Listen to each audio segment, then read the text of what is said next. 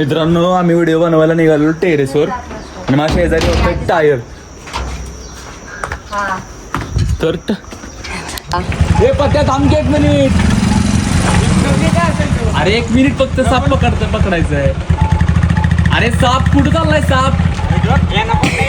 अरे साप आहे तो साप. चला ते आलेत दादा. ते तुमच्याच घेताय का? मला द्या. ह्याच्यात मेमरी नाही आहे तेवढी. काय करू घेऊ का माझं? घे की होईल की 5-10 टक्क्यात काय. एवढे पाय बी वरती घेऊन का बसलायस? काय झालं? हे बघा काहीच आई शपथ.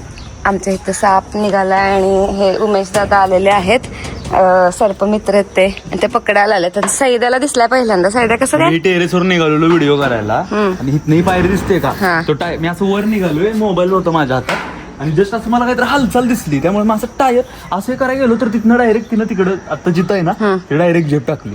बापरे. मग आता तुला नाही डेअरिंग पकडायला? ती रिॲक्शनच्या ऐवजी जोरात ओरडलो साप तर ते काका बाहेर आले. एवढ्या जोरात टाकायची काय नापासून घासून गेले. बरं दाखव कुठे त्यांना दाखव पटकन. कॅमेरा तुम्ही जवळ घ्या. रॅट स्नेक दिसते, दामन जातीचा साप दिसतो. आता उन्हाचे दिवस आहेत तर हा गारव्यासाठी इथं आलेला असावा. तुम्ही बघू शकता इथं शेजारी झाडे वगैरे आहे. तर आता ऊन प्रचंड वाढलेलं आहे तरी मी तिथं आल्यावर चालेल का? हो चालेल. ऊन प्रचंड वाढलेलं आहे तरी हा गारव्यासाठी थंड ठिकाण त्याला तो शोधून तिथं आलेला आहे. तुम्ही बघू शकताय रॅट स्नेक आहे तो इथं गारव्याला बसलेला आहे. तो ओलं वगैरे तुम्हाला दिसत असेल तर आपण बघूयात आता रेस्क्यू करूयात त्याला पकडूया. दादा नीट हो. माझ्याच अंगावर यायचं नाही तर इथं इकडं उडी मारायची. मगाशी तिकडनं उडी मारलेली तशी. बापरे. दादा हे बघ कसं पकडतात. बापरे. धक धक धक धक धक धक. थांबकी इथं थांबकी. फक्त बघ हा. ओय शपथ. खतरनाकच.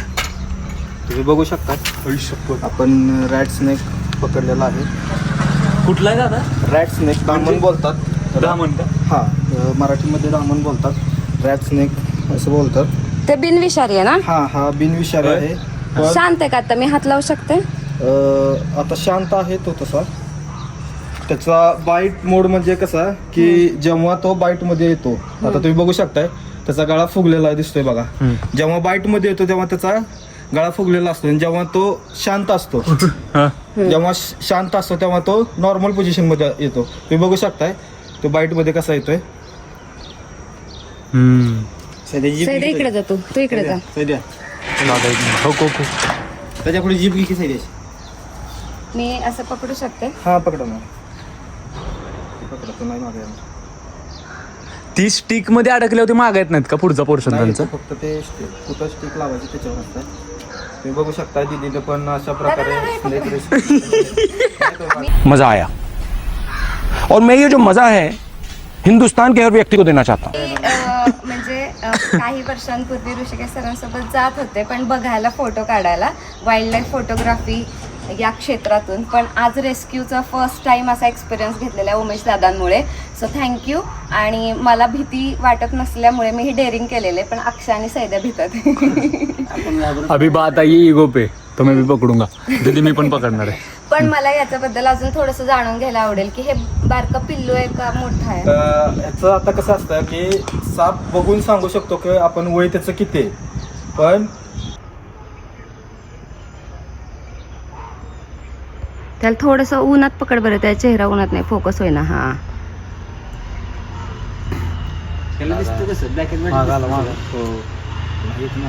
ब्लॅक अँड व्हाईट दिसतोय त्याला. त्याला सगळं त्या ह्याच्यावर दिसतं म्हणजे त्याला सगळं त्याच्या जिभेवर कळतं.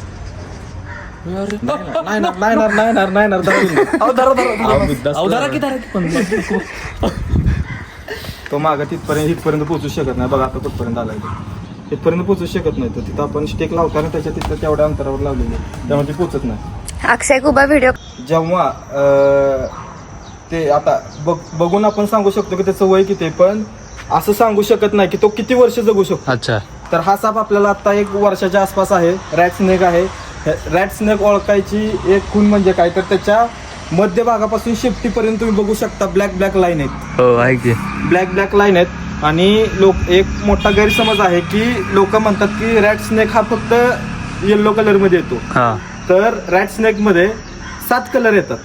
असं काय नाहीये की कलरवर की बाबा येल्लो कलर असला तरच रॅट स्नेक असतो. अच्छा. रॅट स्नेक मध्ये 7 कलर येतात.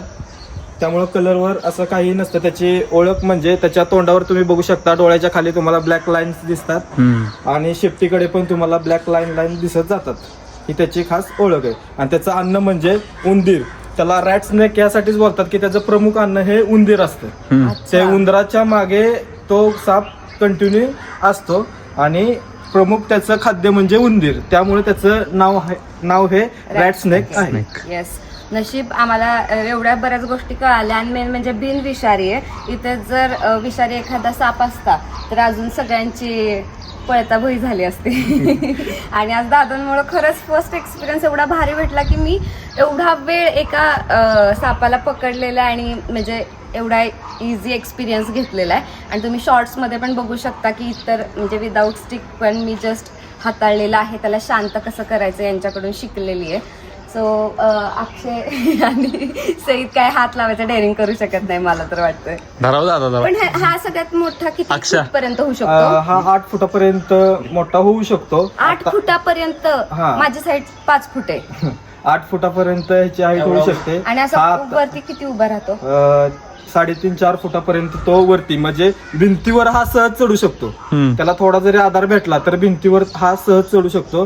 आता आपण हा येऊ नये म्हणून काळजी काय करावी तर अडचण घरा शेजारी ठेवू नये. कंपाऊंड असेल तर कंपाऊंडच्या बाजूला कुठलंही झाड वगैरे कंपाऊंडला टेकून नसावं. लावू नये आणि नसावं. आणि ओलाव्याच्या भागात हे आता उन्हाचे दिवस आहेत त्यामुळे हे सावलीच्या ठिकाणी ओलाव्यासाठी आलेले आहेत. थांबा जरा, मला एकदा एक्सपिरियन्स दिदींनी घेतला तसा मला जरा घेऊ दे.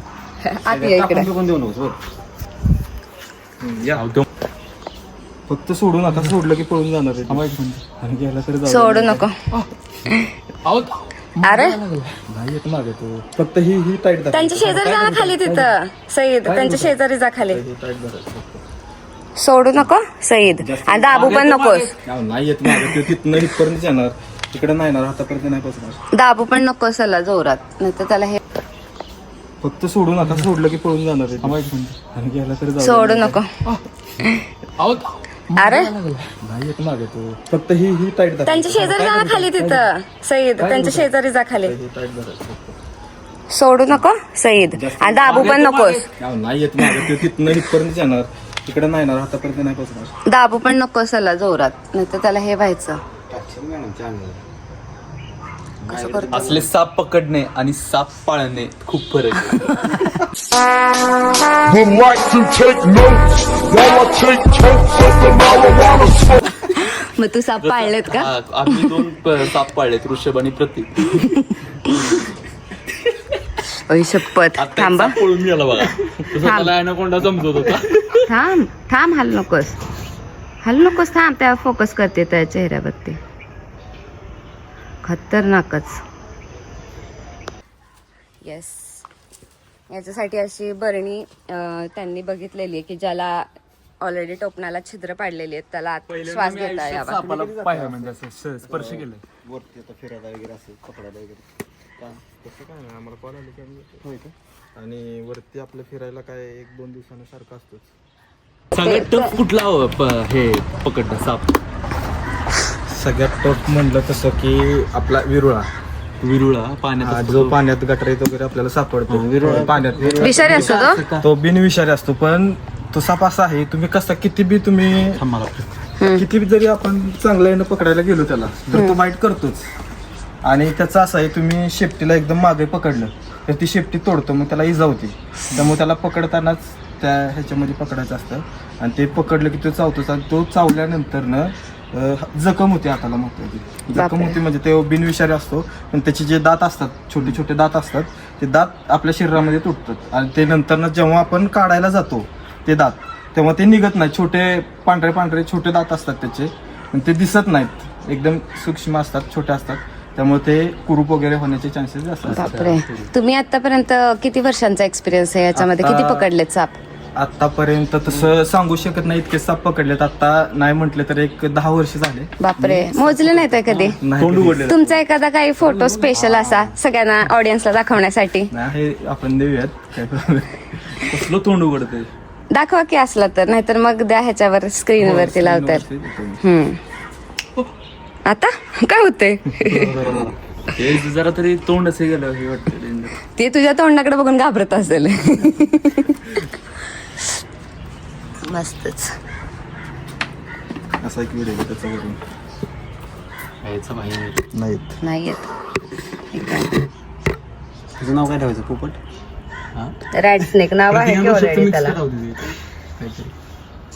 सही बघ कसले त्याची स्किन.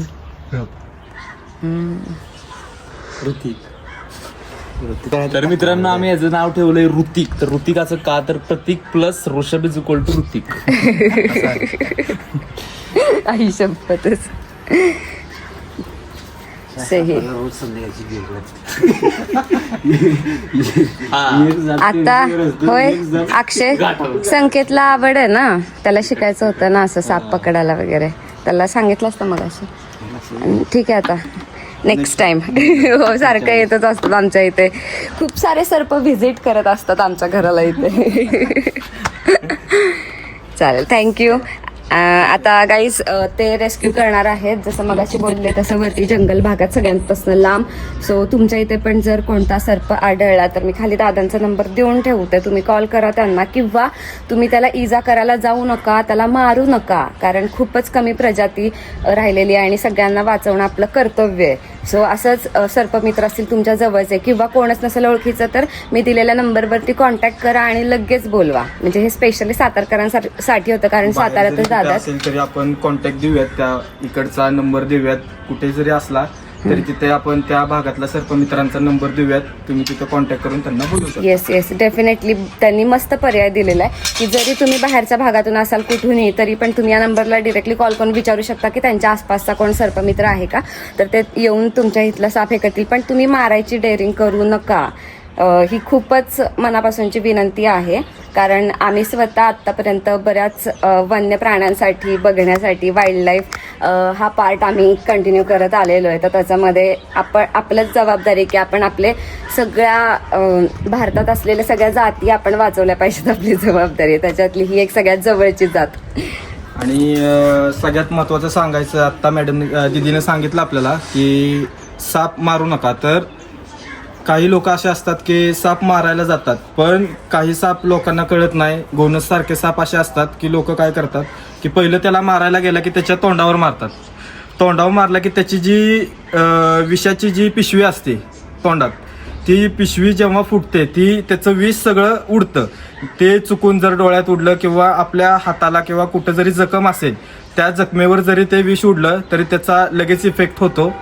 तुम्ही विष पिलं तरी काही होत नाही, सापाचं विष पिलं तरी काही होत नाही. जोपर्यंत ते रक्तात मिसळत नाही तोपर्यंत सापाच्या विषाचा इफेक्ट होत नाही.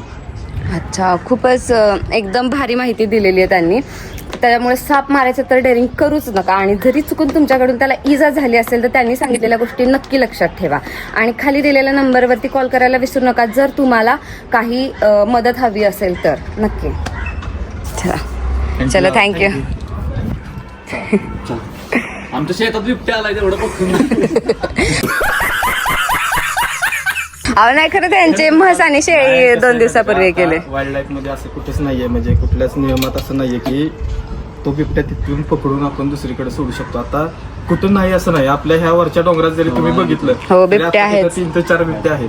ह्या वरच्या डोंगरात इथं भैरवाच्या इथं 3-4 बिबट्या आहेत. आपल्या अजिंक्य ताऱ्यावर 3-4 बिबट्या आहेत. म्हणजे ह्या एरियामध्ये पूर्णपणे सगळीकडे आता बिबट्याचा वावर तयार झालेला आहे. फक्त आपण एवढीच काळजी घेऊ शकतो की आपण त्यांच्या एरियात गेलेलो नाही, ते आपल्या एरियात आलेले नाहीत, आपण त्यांच्या एरियात गेलेलो आहे. आपण जंगलतोड केलेले आहे, आपण डोंगरात जाऊन घरं बांधलेले आहेत, आपण त्यांच्या एरियात जाऊन राहिलेलो आहे. त्यामुळं ते अन्नाच्या शोधात आपल्या इथं खाली येतात. येस चलो. तर तुम्ही हे पण लक्षात ठेवा, सातारा भागात तर बरेच बिबट्या आहेत, तर आपणच आपली काळजी घेतली पाहिजे. साप आणि बिबट्या खूप फरक आहे. चलो तर बाय गाईज. खाली चॅनलला सबस्क्राईब करा, लाईक करा, व्हिडिओ आवडला असेल तर शेअर करा. आणि काहीतरी म्हणजे मी असं डेअरिंग केलं पण ते बिनविषारी साप होता म्हणून, आणि ऑलरेडी माझ्या वडिलांनी लहानपणापासून मला कशाचीच भीती पाळू नको असं शिकवलेलं आहे, त्याच्यामुळे मी घाबरत पण नाही. तर त्याच्यामुळे तुम्ही उगाच काहीतरी मनात नसताना काहीतरी डेअरिंग करायला जाऊ नका. सापाची माहिती नसेल तर उगाच पकडायला जाऊ नका, नाही तर काहीतरी वेगळंच व्हायचं. चलो बाय. लाईक करा, शेअर करा, सबस्क्राईब करा. थँक्यू. थँक्यू.